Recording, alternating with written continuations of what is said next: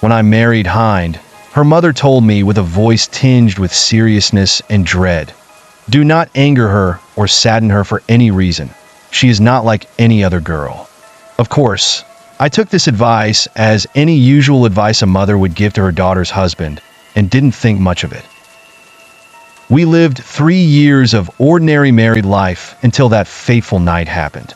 The argument between Hind and me started simply, but escalated into a heated quarrel. In the end, I made a mistake and left angrily without apologizing to her.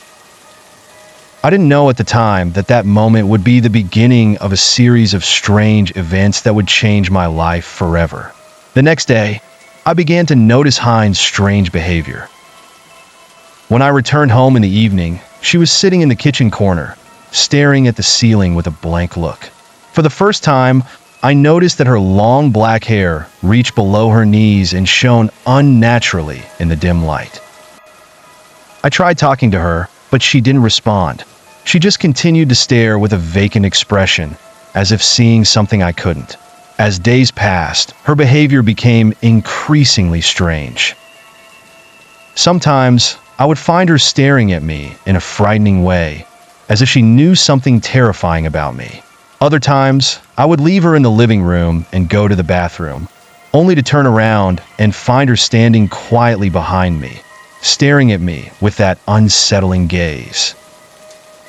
Things came to a head one night when I woke up at 2 a.m. due to thirst. When I entered the kitchen to get a drink of water, I was shocked by a sight that made my heart nearly stop. Hind was standing on the wall, balanced on all fours like a spider, staring at me with a vacant, horrifying look. It felt like a nightmare, but the pain in my chest confirmed that I was awake. At that moment, I couldn't take it any longer. I got out of bed trembling and passed by her while she stared at me with that terrifying look. I picked up the phone with my shaking hand and called her mother immediately.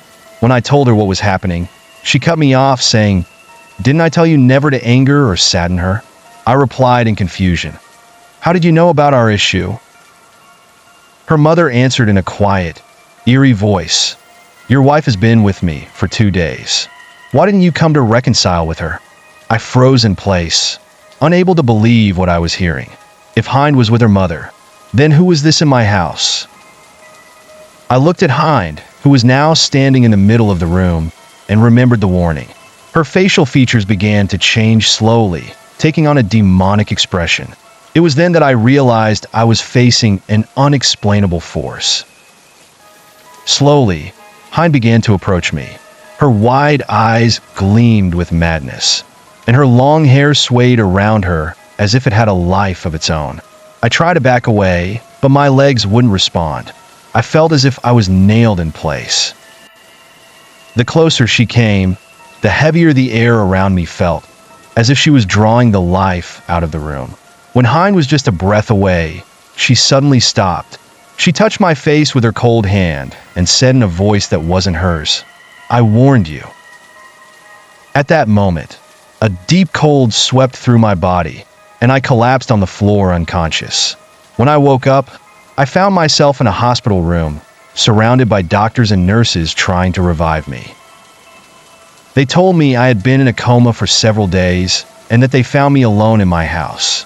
Later, I learned that Hind's mother had come to visit and confirmed to them that I had been under severe psychological pressure. But I couldn't shake off the feeling that what happened wasn't just a hallucination. I left Hind after that and never returned to the house that witnessed those terrifying events. People say I lost my mind, but I know the truth.